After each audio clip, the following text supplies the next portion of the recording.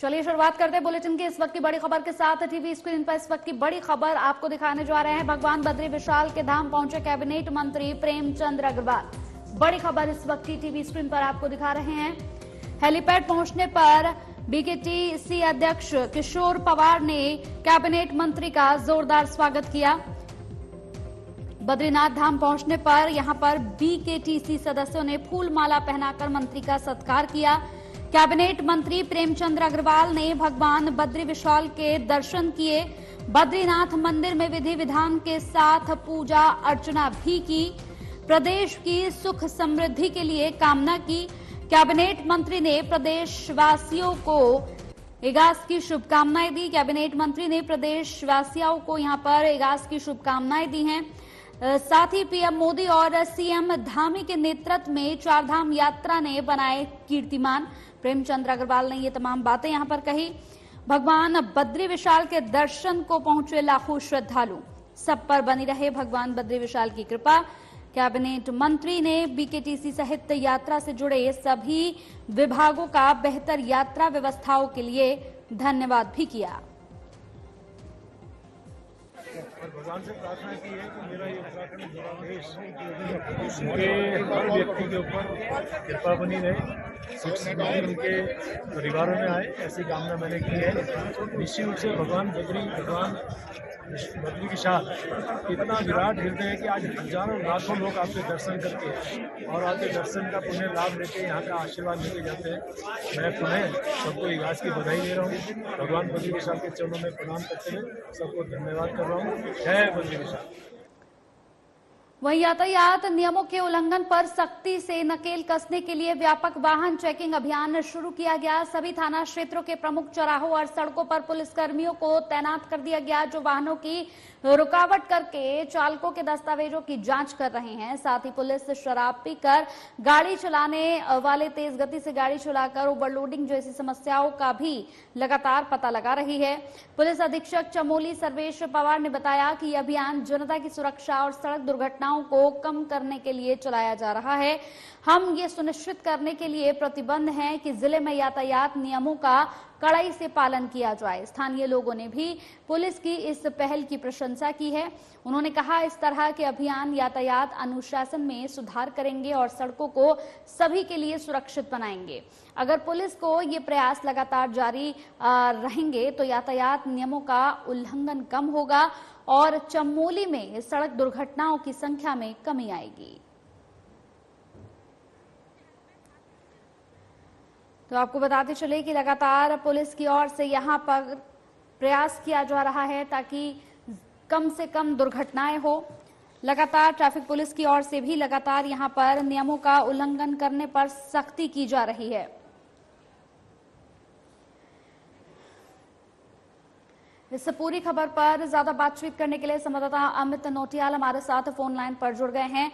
अमित, बहुत सीधा सा सवाल है, लगातार पुलिस प्रशासन की ओर से, ट्रैफिक पुलिस की ओर से ये कवायद शुरू की गई है कि लोगों को ज्यादा से ज्यादा यातायात नियमों के बारे में जानकारी दी जाए और सभी को ये कहा जा रहा है कि आप जब भी अपने घर से बाहर निकले तो आप हेलमेट पहनकर ही निकले ताकि दुर्घटनाओं से बचा जा सके।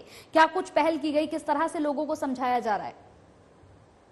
बिल्कुल कंचन, अगर बात की जाए तो कुछ दिनों पहले यहाँ पर डीजीपी अभिनव कुमार ने बैठक ली थी। तमाम अधिकारियों को यहाँ पर जो 13 जनपद के एसएसपी और एसपी के साथ यहाँ पर बैठक की थी। तो इस दौरान आज 10 नवंबर से यहाँ पर ओवरलोडिंग, बेगमार वाहन, जैसे शराब पीकर लोग वाहन चलाते, तो इसको लेकर विशेष अभियान चलाने के निर्देश दिए थे। तो इसी को लेकर आज यहाँ चमोली पुलिस ने यातायात नियमों का जो उल्लंघन कर रहे थे उनके खिलाफ कड़ी कार्रवाई की है। हालांकि कुछ दिन पहले यहाँ पर जो सड़क दुर्घटना हो गई, बस दुर्घटना हो गई थी, तो उसमें कई लोगों की जो मौत हो गई थी, तो उसको लेकर उसके बाद सीएम धामी ने डीजीपी को और एसएसपी यहाँ पर सभी 13 जनपद के एसपी उनको निर्देश देते कि सख्ती अभियान चला जाए, क्योंकि कई बार देखा गया है कि ओवरलोड वाहन लोग कई प्रकार का सामान भरते हैं, तो इसको लेकर ओवरलोड वाहन हो जाते हैं, जिसके कारण कई हादसे हो जाते हैं। तो इसी को लेकर आज चमोली पुलिस ने अभियान चलाया और इस दौरान जो कई लोग बिना हेलमेट के जा रहे थे, तो उनको लेकर उनको भी हेलमेट वितरित किया। हालांकि यहाँ पर चमोली पुलिस ने साफ निर्देश दिए हैं कि यदि कोई दूसरी बार यातायात नियम का उल्लंघन करते हुए पकड़ा जाए तो उसके खिलाफ कड़ी कार्रवाई की जाएगी। ये पूरे अभियान पूरे प्रदेश में चलाया जा रहा है, क्योंकि कई बार देखा है कि सड़क दुर्घटना को कम करने को लेकर यहाँ पर पुलिस विशेष प्रकार का अभियान चलाती है। और पुलिस पर जो आज अभियान चलाया तो इस पहल की पुलिस लोगों ने यहाँ पर पुलिस की प्रशंसा की है। कहा कि कई कि यहाँ पर जो ओवरलोड वाहन है विशेष तौर से यहाँ पर समस्या बनी रहती। कई बार पुलिस भी लोगों को जो वाहन चालक होते हैं तो उनको कई बार बोलते हैं कि वाहन ओवरलोड मत करिए। तो इसको लेकर भी पुलिस ने यहाँ पर सब वाहन चालकों को निर्देश दिए हैं कि कोई भी यदि अगर डग्गा मार वाहन चलाता है या फिर शराब पीकर वाहन चलाता है तो उसको ऊपर कड़ी कार्रवाई की जाएगी। हालांकि यहाँ पर पुलिस ने एक सकारात्मक संदेश भी दिया है कि लोग जो पुलिस अभियान चलाती है तो इसमें लोगों को साथ देना चाहिए, क्योंकि जो ये यातायात नियम बनते हैं ये आप ही को देख के बनते हैं। तो इसको लेकर अब पुलिस ने पूरी तरीके से यहाँ पर व्यापक वाहन चलाया। और यहाँ पर कई लोगों के जिन्होंने वाहन फिटनेस नहीं था या फिर किसी के पास कुछ गाड़ियों के कागजात में कुछ कमी पाए तो उनको चालान भी किए या सख्त निर्देश दिए कि जल्द से जल्द इन जो कागजों की कागजात है उनको जल्द से जल्द पूरा करिए।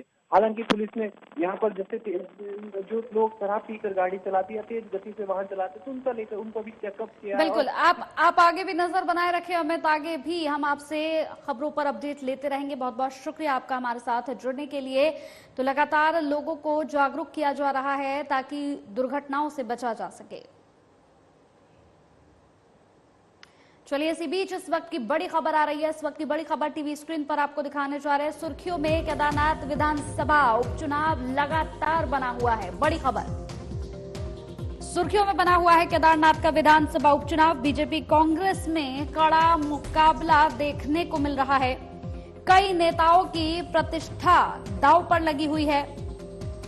कांग्रेस के लिए संजीवनी बूटी तो बीजेपी के लिए कड़ी परीक्षा है। बड़ी खबर, मंगलौर और बद्रीनाथ उपचुनाव में बीजेपी हार का सामना कर चुकी है। केदारनाथ उपचुनाव जीतने के लिए कांग्रेस और बीजेपी नहीं कर रही कोई भी चूक। बीजेपी कांग्रेस के स्टार प्रचारकों ने केदारनाथ विधानसभा में अपना डेरा यहां पर पूरी तरह से जमाया हुआ है। दिन रात जोरों शोरों से प्रचार प्रसार भी किया जा रहा है। बीजेपी कांग्रेस के स्टार प्रचारकों ने केदारनाथ विधानसभा में डेरा यहां पर जमाया हुआ है। सीएम धामी अब ताबड़तोड़ जनसभाएं और रोड शो करेंगे। बीजेपी कांग्रेस सहित अन्य दलों के नेता अपनी अपनी जीत का दावा भी कर रहे हैं। बड़ी खबर, 3 बार बीजेपी तो 2 बार कांग्रेस का रह चुका है केदारनाथ विधानसभा सीट पर कब्जा। केदारनाथ विधानसभा क्षेत्र में 90,540 मतदाता हैं। 20 नवंबर को मतदान होना है। उपचुनाव में कांग्रेस का होगा कब्जा या बीजेपी की होगी वापसी, ये तो वक्त ही बताएगा। 23 नवंबर को फैसला आ जाएगा। केदारनाथ उपचुनाव परिणाम तय करेंगे निकाय चुनाव का भविष्य।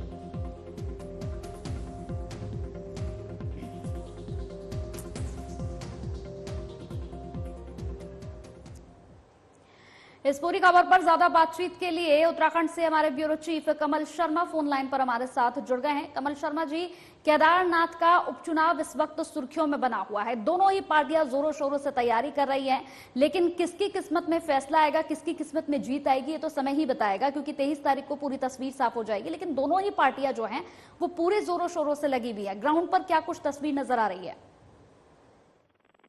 बिल्कुल सही कंचन, तो लगातार यही हम पिछले कई दिनों से लगातार हम केदारनाथ चुनाव पे चर्चा भी कर रहे हैं और लगातार इन खबरों को प्रकाशित भी कर रहे हैं कि अब कुछ ही समय रह गया। कहें तो आज 11 तारीख हो चुकी है और 20 को यहाँ पर मतदान होना है। कहें तो 18 तारीख को शाम 5-6 बजे तक यहाँ पर चुनाव प्रचार खत्म हो जाएगा और अब कुछ ही दिन, लगभग 1 हफ्ता लगभग बचा हुआ है। और हम देख रहे हैं कि दोनों पार्टियों ने ही लगभग काफी तैयारियां जोर जोर से लग रही हैं, काफी प्रचार प्रसार में कूद चुकी हैं। वहीं अगर कांग्रेस की बात करें, वहां पर करण मेहरा पहुंचे हुए हैं, कांग्रेस के प्रदेश अध्यक्ष हैं। यशपाल आर्य जो नेता प्रतिपक्ष हैं, हरीश रावत वहां पर पहुंचे हुए हैं जो पूर्व मुख्यमंत्री रह चुके हैं उत्तराखंड के। साथ ही गणेश गोदियाल जो पूर्व अध्यक्ष हैं कांग्रेस कमेटी के, वो यहाँ पर पहुंचे हुए। तो कुल मिला के काफी कार्यकर्ता, कई विधायक कहें तो कांग्रेस के लगातार वहां पर पहुंचे हुए हैं और प्रचार प्रसार जारी लगातार जा रहा है। वहीं हम भारतीय जनता पार्टी की बात करें तो सौरभ बहुगुणा जो कैबिनेट मिनिस्टर है वो वहां पहुंचे हुए हैं, गणेश जोशी वहां पर पहुंचे हुए हैं और अन्य विधायक वहां पर पहुंचे हुए हैं। कहें तो लगातार जो प्रदेश अध्यक्ष हैं महेंद्र भट्ट वो लगातार दिल्ली गए हैं, अभी पंजाब गए हैं, जगह जगह उन्होंने दौरे किए और वहां पर जो प्रवासी उत्तराखंड है, जो वहां के वोटर्स हैं, उनसे कहा है कि आप वहां पर पहुंचे और भारतीय जनता पार्टी के पक्ष में और विकास की गति को देने के लिए उस क्षेत्र में वहां पर के मतदान करें। तो कुल मिला के कहें लगातार अब ये जोर शोर पकड़ लिया गया है। और अगले मैं कहूं कल इगास का दिन है, एक बहुत बड़ा त्योहार उत्तराखंड में मनाया जाता है जिसको बड़ी बूढ़ा दिवाली के रूप में कहा जाता है। और मुझे लगता है 13 तारीख से लगभग 18 तारीख तक 5-4 दिन का और चुनाव प्रचार में तेजी होगी। इससे मुख्यमंत्री वहां पर पहुंचेंगे और अन्य लोग वहां पर पहुंचेंगे, जनसभाएं होंगी, रोड शो होंगे। तो कुल मिला के कहें अब और इस लास्ट में जो कहते हैं ना, अंतिम जो 4-5 दिन रह जाते हैं, तो वहां प्रचार में और तेजी आती है और दोनों ही पार्टियां अपना पूरा दमखम के साथ वहां चुनाव प्रचार में लग जाएंगी। तो अब यही देखना है कि किस करवट ऊट बैठता है, क्योंकि 20 तारीख की बात करें तो यहाँ पर 20 तारीख को मतदान है और 23 तारीख को कहें तो यहाँ पर नतीजे आएंगे उपचुनाव के। और भी अन्य राज्यों में चल रहे हैं, वहां पर उन चुनाव के भी इकट्ठे 23 को ही नतीजे आने हैं। तो पर अभी हमें इंतजार करना पड़ेगा, क्योंकि अंतिम चरणों में कहीं ना कहीं मतदान हम देखते हैं, लोगों का मन भी बदल जाता है। वही स्थिति हमने हरियाणा की भी देखी, जो लगातार वहां बताया जाता है कि कांग्रेस की गवर्नमेंट बनती है, लेकिन पिछले लास्ट के 2-3 दिनों में वहां एकदम पूरे समीकरण चेंज हुए और तीसरी बार वहां पर भारतीय जनता पार्टी की सरकार बनी। तो इसलिए अभी कहना कुछ भी जल्दबाजी होगी, पर दोनों पार्टियों ने वहां पर जबरदस्त जोर लगाया हुआ है और जबरदस्त तरीके से वहां पर चुनाव प्रचार प्रसार में लगी हुई है। और अगले मैंने कहा 2-3 दिन बाद और अधिक तेजी आने वाली है। तो कुल मिला के कहें जो वहां का मुकाबला है केदारनाथ उपचुनाव विधानसभा सीट का, वो रोचक होने वाला है। अब यही देखना है किस मतदाताओं को, कौन सी पार्टी के प्रत्याशियों को वहां पर आशीर्वाद मिलता है और 23 तारीख को उसकी लॉटरी खुलती है। अब यह जरूर देखना होगा।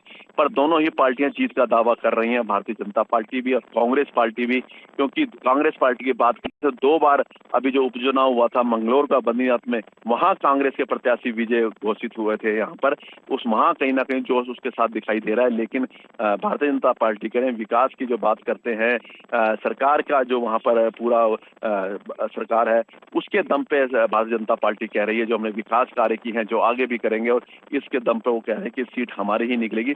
कुल मिलाकर मामला दिलचस्प होगा। अब दोनों ही पार्टियां जीत का दावा कर रही हैं। हमें 23 तारीख का इंतजार करना पड़ेगा, जब यहाँ पर काउंटिंग शुरू होगी तो दूध का दूध पानी हो जाए, किसके दम में कितना दम था, जो आज मतदाता उसके साथ खड़े और उसके प्रत्याशी विजय घोषित हो रहे हैं।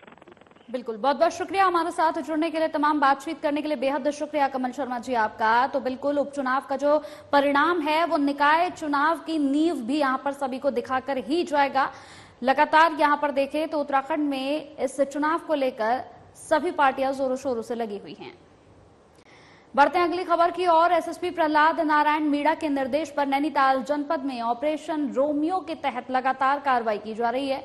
पुलिस ने रामनगर क्षेत्र में 63 अराजक तत्वों को सबक सिखाया है। रेट्रो साइलेंसर युक्त बाइकों को दौड़ाने वाले चालकों के खिलाफ भी कार्रवाई हुई है। यातायात नियमों का पालन न करने पर 270 वाहन चालकों के विरुद्ध कार्रवाई की गई, जिसमें 15 वाहन चालकों के डीएल निरस्तीकरण और 6 बाइकों को सीज किया गया। मोटर वाहन अधिनियम के अंतर्गत कार्रवाई करते हुए यहां पर 15,000 रुपए का जुर्माना वसूला गया। एसएसपी प्रहलाद नारायण मीणा ने बताया कि यातायात नियमों का उल्लंघन किसी भी हालात में बर्दाश्त नहीं किया जाएगा। नियमों का उल्लंघन अगर होगा तो इस पर कड़ी से कड़ी कार्रवाई की जाएगी। जनपद में ऑपरेशन रोमियो के तहत लगातार कार्रवाई जारी रहेगी। इस दौरान एसएसपी ने सभी लोगों से यातायात नियमों का पालन करने की अपील भी की है।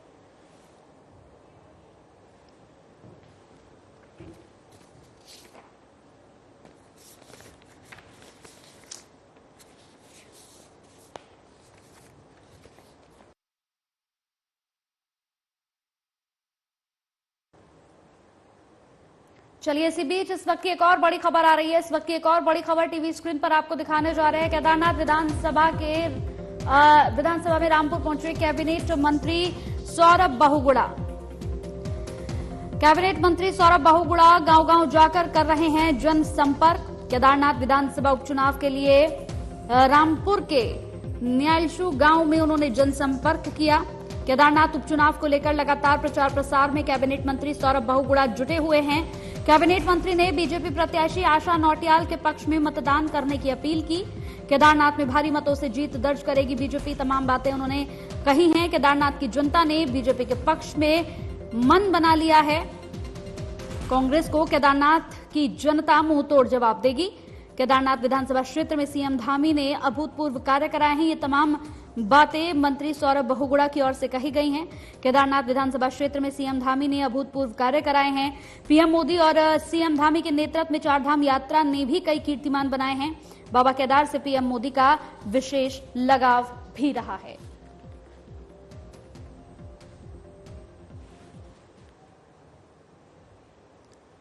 सड़क हादसों के सिलसिले थमने का नाम नहीं ले रहे हैं। कैंची धाम दर्शन कर लौट रहे पर्यटकों की इनोवा कार नैनीताल कालाडूंगी मार्ग के प्रिया बैंड में 100 मीटर गहरी खाई में जा गिरी। हादसे में 6 लोग घायल हो गए। मौके पर पहुंची पुलिस ने सभी घायलों को सुरक्षित बाहर निकाला और घायलों को अस्पताल पहुंचाया। प्राथमिक इलाज के बाद सभी मामूली घायलों को यहां पर एसटीएच हल्द्वानी रेफर कर दिया गया। बताया जा रहा है कि सभी दोस्त कंपनी कर्मचारी थे।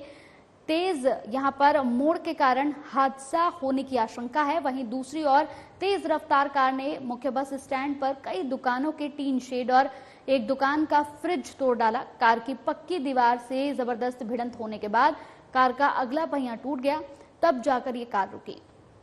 इस कार में बैठे सभी युवा सुरक्षित बताए जा रहे हैं। आगे बैठे युवा चोटिल हुए हैं। बहरहाल कालाढूंगी पुलिस ने कार को अपने कब्जे में ले लिया है।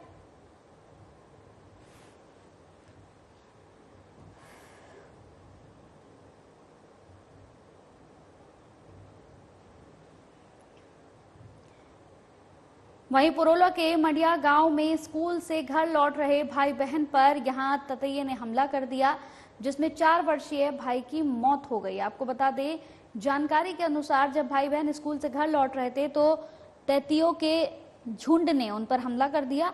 आसपास के लोग इसकी सूचना परिजनों को देने के लिए पहुंचे। आनन फानन में परिजनों ने उन्हें अस्पताल में भर्ती कराया, जहां डॉक्टरों ने रेहान को मृत घोषित कर दिया। वहीं फायर यूनिट नौगांव, पुरोला और बडकोट घटनास्थल पर पहुंची, जहां उन्होंने ततैयों का बहुत बड़ा छत्ता एक पेड़ पर बना देखा। फायर टीम और फॉरेंसिक टीम ने यहां पर लोडर के माध्यम से ततैये के छत्ते को नष्ट किया, जिसके बाद गांव वालों ने राहत की सांस ली।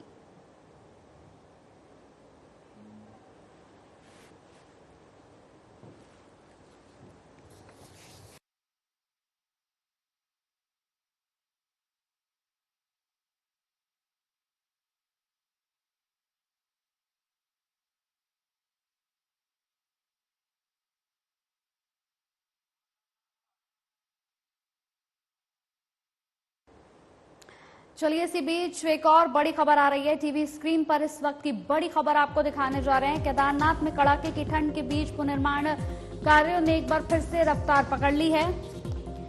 धाम में सरस्वती नदी पर अंतिम चरण में निर्माण कार्य जो है वो चल रहा है। धाम से लेकर पैदल मार्ग पर 700 से ज्यादा मजदूर काम कर रहे हैं। पैदल मार्ग को पूरी तरह से सुरक्षित किया जा रहा है। कपाट बंद होने के बाद कार्यों में तेजी भी लाई जाएगी। सीवर लाइन बिछाने का भी काम चल रहा है। बड़ी खबर, मंदिर मार्ग से लेकर अन्य स्थानों पर सीवर लाइन बिछाई जा रही है। पीएम मोदी के ड्रीम प्रोजेक्ट के तहत केदारनाथ में 3 चरणों में पुनर्निर्माण का कार्य कराया जा रहा है। केदारनाथ धाम में ठंड बढ़ने के साथ ही तापमान में भी गिरावट दर्ज की गई है। रात के समय यहाँ पर 4 डिग्री माइनस जो है वो पहुंच गया केदारनाथ का तापमान। -4 डिग्री तक केदारनाथ का तापमान जो है वो रात के समय यहाँ पर गिर रहा है।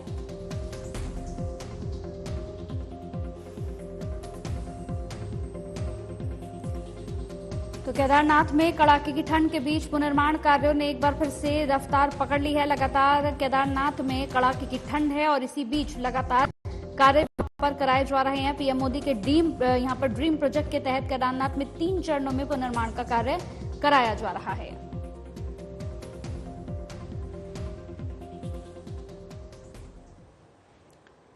एक बार फिर से हमारे साथ इस पूरी खबर पर बातचीत करने के लिए उत्तराखंड से हमारे ब्यूरो चीफ कमल शर्मा फोन लाइन पर जुड़ गए हैं। कमल शर्मा जी, एक तरफ लगातार केदारनाथ में ठंड बढ़ रही है और ठंड बढ़ने के साथ साथ प्रधानमंत्री नरेंद्र मोदी के ड्रीम प्रोजेक्ट के तहत यहां पर पुनर्निर्माण कार्य भी शुरू करवा दिया गया है। क्या कुछ जानकारी है इस पर? हाँ जी, हेलो हेलो कमल शर्मा जी, मेरा सवाल आपसे है, केदारनाथ में लगातार ठंड बढ़ रही है और इसी बीच प्रधानमंत्री नरेंद्र मोदी के ड्रीम प्रोजेक्ट के तहत यहां पर पुनर्निर्माण कार्य को भी शुरू करा दिया गया है। क्या कुछ जानकारी है इस पर? कंचन कहें तो 2000 आपदा की अगर हम बात करें, जब 2013 में जब बहुत बड़ी आपदा यहाँ बाबा केदारनाथ के द्वार पर आ रही थी और हजारों लोग उस टाइम मौत के आवेश में समा गए थे और बहुत बड़ा नुकसान हुआ था यहाँ पर और बहुत बड़े स्केल पे आपदा आई थी। और उसके बाद जो यहाँ पूरा केदारपुरी जो क्षतिग्रस्त हुई थी, उसके बाद इसको नए पुनर्निर्माण नीति के नए पुनः इसको केदार घाटी को, केदार मंदिर को, केदार पुरी को इसको पुनः जीवित करने के लिए किया गया प्रयास। उसमें कहें तो सीधा प्रधानमंत्री नरेंद्र मोदी ने हस्तक्षेप किया और उन्होंने एक उनका जो ड्रीम प्रोजेक्ट है वो यहाँ पर लगातार यहाँ बाबा के द्वार पे आते रहते हैं और एक बहुत बड़ा प्रोजेक्ट पीएमओ जो उसकी पूरी गाइडलाइन के हिसाब से वहाँ पर काम चल रहा है, उसकी देखरेख में काम चल रहा है वहाँ पर और यहाँ के अधिकारी भी उसमें लगे हुए हैं। तो लगातार हम कहते चलिए 7-8 साल से काम चल रहा है और इसको नई केदारपुरी का द्वार किया जा रहा है, नई वहाँ पर चीजें बनाई जा रही हैं जिससे यात्रियों को, श्रद्धालुओं को और वहाँ पर सुविधा मिल सके। तो कुल मिला के कहें कि अब जब ये कपाट बंद हो गए, क्योंकि इस बार बहुत अच्छी संख्या में श्रद्धालु पहुंचे, लगभग 17 लाख से अधिक श्रद्धालु ने बाबा केदारनाथ के दर्शन किए थे। और जैसे ही 3 नवंबर की अगर हम बात करें, बाबा के द्वार जो कपाट जो बंद शीतकालीन के बंद हुए, तो उसके बाद जो पुनः निर्माण थे, जो कहीं ना कहीं जब मैं कहना यात्रा चल रही थी तो कहीं ना कहीं इन कार्यों में थोड़ी सी धीमी गति हो गई थी, लेकिन अब जैसे ही यात्रा खत्म हुई है तो इस काम को और तेजी से बढ़ा दिया गया। लगभग 700 के लगभग वहां पर मजदूर काम कर रहे हैं। यही प्रयास है कि जल्दी से जल्दी जो पुनः निर्माण का काम है वहां पर, जो प्रधानमंत्री का ड्रीम प्रोजेक्ट है, जो उन्होंने सोचा है, जो उन्होंने उनके विजन है जो यहाँ पर, उस सपने को जल्दी से साकार किया जाए। तो इसके लिए और काम में तेजी लगे। भले ही इस टाइम हम कहें तो काफी ठंड का वहां पर सामना करना पड़ रहा है, लगभग अगर हम रात की बात करें तो -4-5 डिग्री तक वहां पर तापमान जा रहा है, लेकिन उसके बावजूद भी वहां जो कार्य चल रहा है वो तेजी से चल रहा है। और मैंने बताया कि लगभग 700 से अधिक मजदूर वहां पर काम कर रहे हैं। अब यही किया प्रयास है कि जल्दी से जल्दी जो पुनः निर्माण के कार्य हैं, जो पूरी केदारपुरी का जो नया पुनः निर्माण है, वो जल्दी से जल्दी कार्य पूरा हो। इसके लिए वहां पर और कार्य को और तेजी लाने के लिए अब किए जा रहे हैं, क्योंकि जब बर्फ गिरेगी, अगर दिसंबर जनवरी कहें जब बर्फ गिर जाती है तो कहीं ना कहीं फिर काम में दी जाती है, पर जब तक मौसम खुला है और जब तक बर्फ नहीं गिरी है तब तक उस काम को और कैसे तेजी से लाए, इसके लिए लगातार वहां पर प्रयास किए जा रहे हैं। बिल्कुल कमल शर्मा जी, अगर देखा जाए तो जैसे आपने कहा कि वो आपदा कोई भी आज तक भूला नहीं है, ना आप भूले, ना हम भूले, ना वहां की जनता भूली। उस आपदा को आज भी लोग याद करते हैं और शायद अब उस आपदा से लोगों को निकालने के लिए और हम सबको निकालने के लिए एक बार फिर से पुनर्निर्माण का कार्य शुरू हो गया है। बिल्कुल कहें कंचन, बिल्कुल सही आपने कहा। जब वो 2013 की आपदा आई थी, मैं कह रहा पूरा भारत नहीं, अन्य हम कहें पूरे विश्व में भी इसकी जो गूंज थी वहां सुनाई दी गई थी। और मैंने कहा ना कि इतना जबरदस्त नुकसान हुआ था, साथ ही जन हानि हुई थी, पशु हानि हुई थी और बहुत बड़ी आई थी। इतनी बड़ी आपदा जो हमें लगता है कि नहीं आई होगी और भविष्य में ऐसी आपदा आए भी ना, जिसमें हजारों लोगों को मैंने कहा कि नहीं कि वो इस पानी में समा गए थे। तो कुल मिला के कहें, जब उसको पुनः देखा जब आपदा हुई तो उसके बाद जब देखा गया 1-2 साल यात्रा भी या बहुत हल्के काम में चली, पूरे जो पैदल मार्ग था वो पूरा बह गया था। वहां पर मंदिर छोड़ के अन्य जितने भी चीजें थी, होटल थे, अन्य चीजें थी, वो सब खत्म हो गया था। अब दोबारा से उसको तैयार किया जा रहा है, दोबारा उसका पुनः निर्माण किया जा रहा है, दोबारा उसको नए स्वरूप में बनाया जा रहा है। तो इसी चीजों को वहां पर काम किया जा रहा है। वही मैंने कहा ना, प्रधानमंत्री का यहाँ एक ड्रीम प्रोजेक्ट है, उनका एक सपना है कि भगवान का द्वार भव्य हो, सुंदर हो, भव्य हो और जो भी यहाँ पर भक्त श्रद्धालु आए उसको एक अभिभूति महसूस हो कि बाबा के द्वार पर पहुंचे हैं। तो इसकी तरह कहीं वहां पर विकास कार्य चल रहे हैं, मैंने काफी टाइम से लगातार जारी भी हैं, चल भी रहे हैं। अब और उसको और कैसे भव्य सुंदर बनाया जाए, कैसे इन कामों को जल्दी से जल्दी खत्म किया जाए, क्योंकि धार्मिक आस्था से जुड़ा हुआ ये वहां का प्रश्न है। जब वहां पहुंचे तो पूरा धर्म नगरी एक उसमें एकदम पूरा आदमी समा जाए, इस प्रकार की जब वहां पर कभी आप जाएंगे तो देखेंगे किस प्रकार से वहां पर भव्य रूप धर्म के रूप में वहां पर दिया जा रहा है कि वहां जब लोग पहुंचे तो साक्षात बाबा के दर्शन करें और वहां जब रहें, कोई पाठ करें, पूजा करें तो वो करें तो उसका एक अलग ही अनुभूत हो। तो इस प्रकार का वहां पर निर्माण कार्य चल रहा है, अलग ही भव्यता दी जा रही है धार्मिक रूप से। तो यही प्रयास है कि उसकी भव्यता को और बढ़ाया जाए। और जो ये प्रोजेक्ट है, जिस लोगों ने बहुत लोगों ने यहाँ पर इस प्रोजेक्ट प्रोजेक्ट के लिए दानदाताओं ने दे दिया, सहयोग भी दिया है और बड़े बड़े घरानों ने भी किया कि जल्दी से ये चीजें हैं ये पूरी धरातल पे आ जाए। और जब ये पूरा जब निर्माण हो जाएगा, जब ये पूरी केदारपुरी जो है नई बन जाएगी, तब उसके जब वहाँ लोग जब जाएंगे, वहाँ की भव्यता देखेंगे, वहाँ का देखेंगे कि भगवान भोलेनाथ के जब द्वार पहुंचे और क्या स्वर्ग से सुंदर कम नहीं होगी ये केदारपुरी, इस प्रकार बताया जा रहा है, तो वो अलग ही अंदाज होगा। तो यही प्रयास है कि अब जल्दी से जल्दी इस प्रधानमंत्री की ड्रीम प्रोजेक्ट को जल्दी से जल्दी पूरा किया जाए, क्योंकि इसकी पूरी देखरेख जो है वो प्रधानमंत्री कार्यालय पीएमओ द्वारा की जा रही है, लगातार मॉनिटरिंग की जाती है। ठीक है, ठीक है, बहुत बहुत शुक्रिया कमल शर्मा जी हमारे साथ जुड़ने के लिए, तमाम जानकारी हमारे साथ साझा करने के लिए बेहद शुक्रिया आपका। इसी के साथ इस बुलेटिन में मेरे साथ इतना ही। नमस्कार।